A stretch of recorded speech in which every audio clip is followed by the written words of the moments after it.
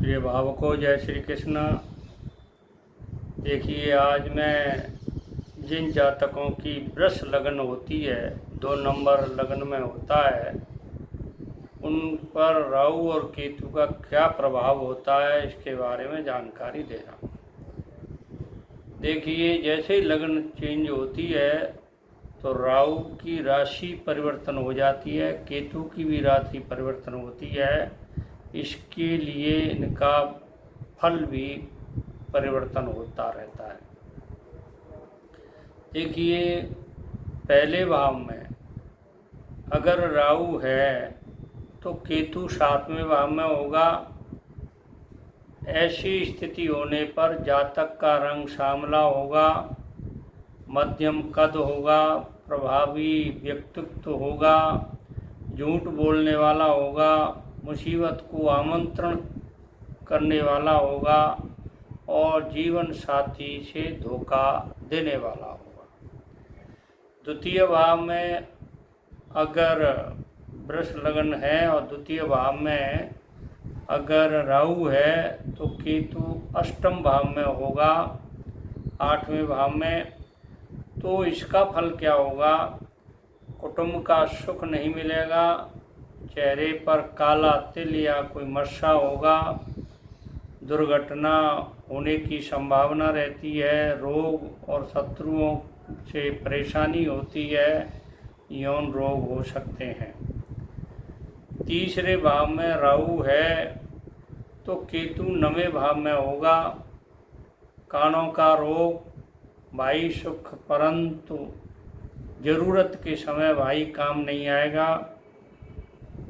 और 41 से 48 वर्ष की आयु में उतार चढ़ाव बना रहेगा, धार्मिक आस्था का अभाव रहेगा, भाग्य साथ नहीं देगा।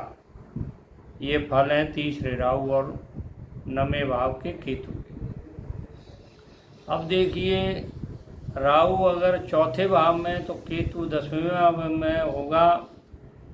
इसमें इस योग में माता के सुख में कमी होती है, मातृभूमि, भवन और आवास, वाहन सुख नहीं मिलेगा।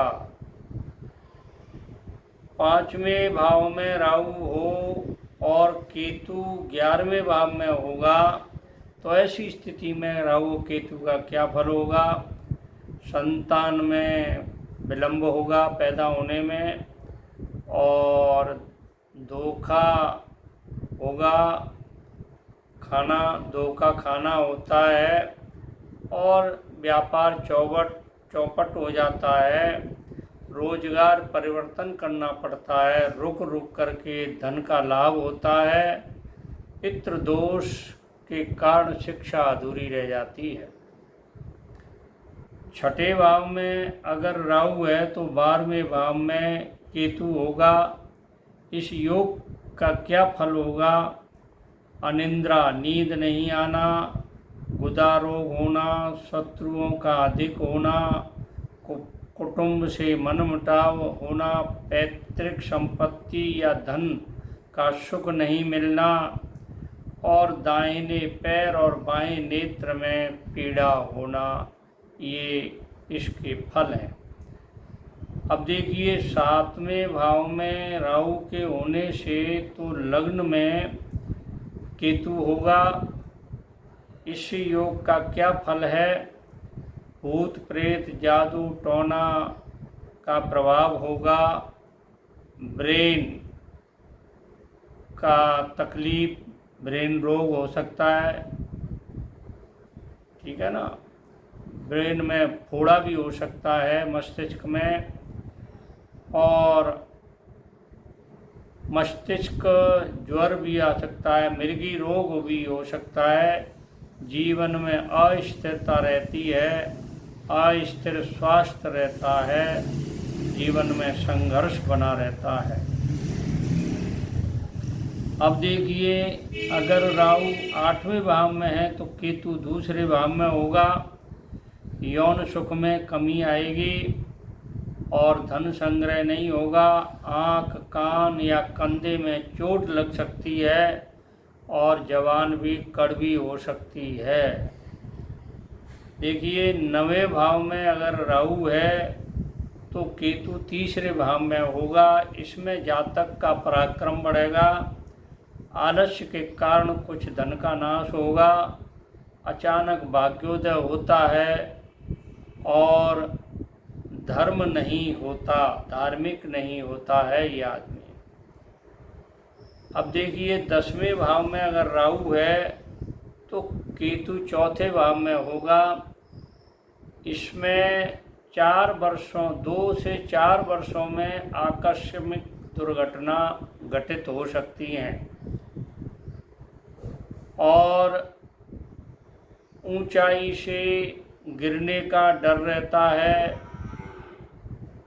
कार्य में निराशा, ऊंचे लोगों से मेल मिलाप होता है इसमें। अब देखिए 11वें भाव में राहु है तो 5वें भाव में केतु होगा।